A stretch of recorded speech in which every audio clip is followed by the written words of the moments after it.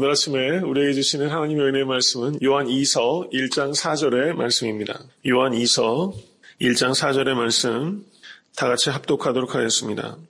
너희 자녀 중에 우리가 아버지께 받은 계명대로 진리에 행하는 자를 내가 보니 심히 기쁘도다.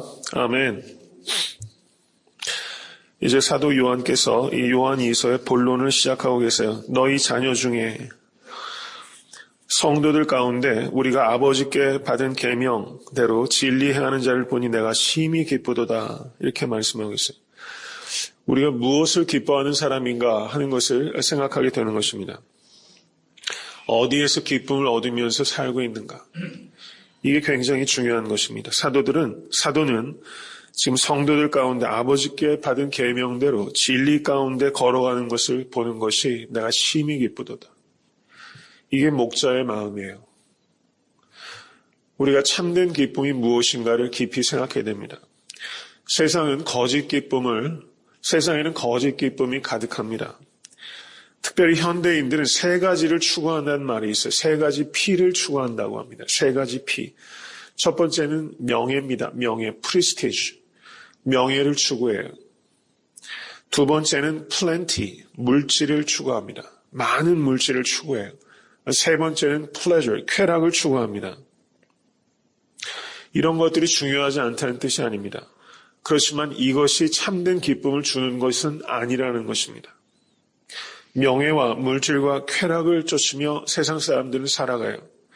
그런데 이것이 마치 바닷물을 마시면 더 갈증을 느끼게 되는 것처럼 세상의 거짓 기쁨은 아무리 탐닉하고 거기에 빠져도 그것이 결국에는 갈증을 가져다 주는 것이지 그것이 우리의 영혼의 갈증을 해결시키지 못해준다는 것을 우리가 받아들여야 됩니다. 그렇기 때문에 이것을 단호하게 내려놓을 수 있어야 돼요. 세상의 욕망은 계속 무한대의 욕망을 갖게 하지 어느 정도 성취가 되면 거기서 멈추게 하는 법이 없다는 사실입니다. 저는 이 세 가지 P, 세상 사람들이 추구하는 이 세 가지 P 대신에 그리스도인들이 추구해야 될 진정한 기쁨은 무엇인가? 이 세 가지에 대한 말씀을 드리겠습니다. 은혜로 사는 기쁨입니다. 두 번째는 자족의 기쁨입니다. 세 번째는 섬기는 기쁨이에요. 이 세 가지가 그리스도인들이 누려야 되는 기쁨이라고 할 수 있습니다. 은혜로 사는 기쁨, 자족의 기쁨, 섬기는 기쁨. 은혜가 성경 원어로 카리스라고 하죠. 카리스.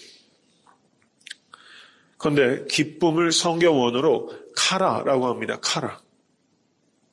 이 카라라는 단어 그리고 카이로 기뻐하다는 단어가 기쁨에 관계되는 성경 언어가 성경에 약 326회 나타납니다. 그런데 카라, 기쁨은 어디에서 오는가? 카리스에서 오는 거예요. 어원적으로 매우 같은 어원에서 유래된 단어가 이 카리스와 카라예요.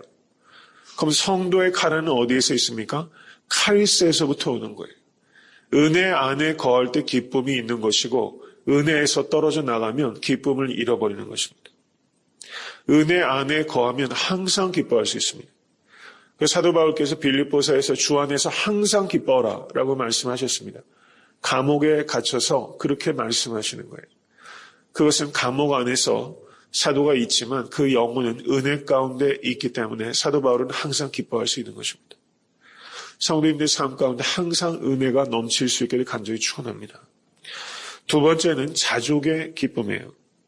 이 자족에 대해서는 지난 주일에 제가 상세하게 주일에 말씀을 드렸습니다. 간략하게만 말씀을 드립니다. 빌립보서 4장 11절에서 13절의 말씀, 내가 궁핍함으로 말하는 것이 아니라 어떠한 형편이든지 내가 자족하기를 배웠노니 내가 비천에 처할 줄도 알고 풍부에 처할 줄도 알아. 모든 일에 배부르며 배고픔과 풍부와 궁핍에도 일체의 비결을 배웠노라. 내게 능력 주신 자 안에서 내가 모든 것을 할 수 있느니라. 아멘.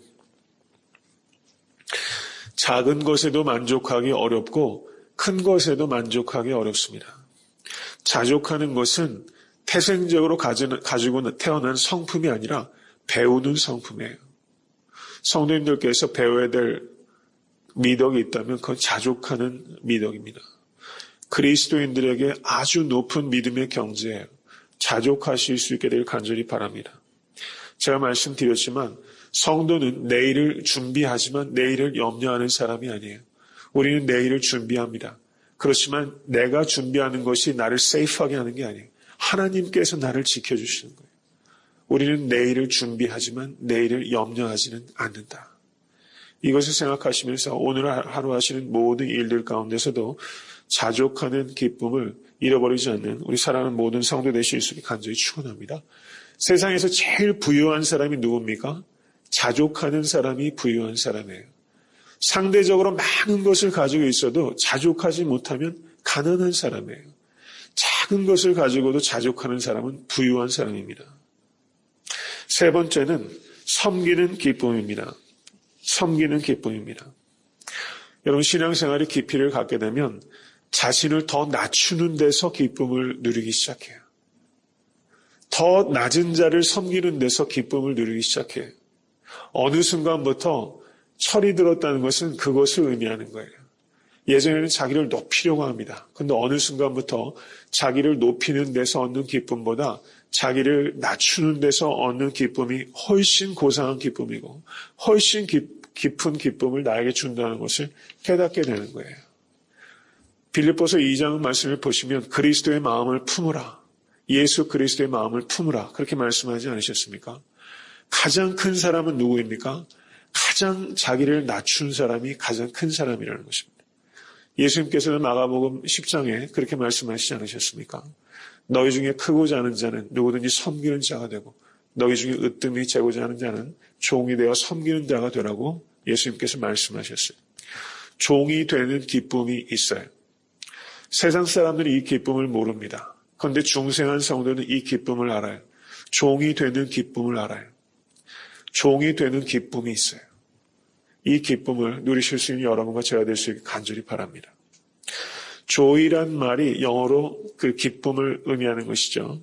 joy, J-O-Y입니다. 오늘 이것을 기억하십시오. 절 따라 하십시오. Jesus first, others second, you third. 이게 joy예요. Jesus first, 예수님을 최우선으로 하고 others second, 다른 사람들을 그 다음 앞세우고 그리고 자기 자신을 제일 마지막에 세우는 거예요. 이게 기쁨이에요. 세상 사람들은 이것을 알지 못하고 이런 삶을 추구할 수 있는 능력도 없습니다. 그런데 그리스도인들은 여기에 진정한 기쁨이 있다는 것을 알아요. 예수 그리스도를 제일 앞세우고 그 다음에 타인을 앞세우고 그리고 자신을 제일 마지막에 두는 것입니다. 이 역설적인 기쁨이에요. 이 joy. 더 낮아지는 기쁨, 더 작아지는 기쁨. 이 기쁨을 누리시는 여러분과 제가 될 수 있기를 간절히 바랍니다. 마지막으로 한 가지 말씀을 드립니다. 살아가다 보면 큰 슬픔을 만날 때가 있어요. 큰 슬픔을 이기기 위해서는 거기에 버금가는 큰 기쁨이 있어야지만 이 큰 슬픔이 상쇄된다고 생각해요. 근데 그렇지 않다는 거예요. 큰 슬픔을 이길 때는 작고 소소한 기쁨들이 큰 슬픔을 이기게 해요. 작은 기쁨의 중요성이 있다는 것을 우리가 생각해야 합니다. 10개의 슬픔이 있다면 10개의 기쁨이 있어야지만 이 슬픔이 잊어지는 게 아니에요. 큰 슬픔이 있는데 작은 기쁨이 이 큰 슬픔을 이기게 하는 거예요. 제가 읽었던 책 중에 그런 얘기가 있어요. 아내를 잃어버리고 일찍 아내와 사별하고 큰 슬픔 가운데 있던 사람이 있습니다. 그런데 미국 사람이에요. 그런데 그 자기 이웃 중에 그 그리스도인이 있었어요. 이 아내를 사별한 사람은 예수님을 알지 못하던 사람이었어요. 그런데 이웃의 이 그리스도인과는 이상하게 말이 잘 통했어요.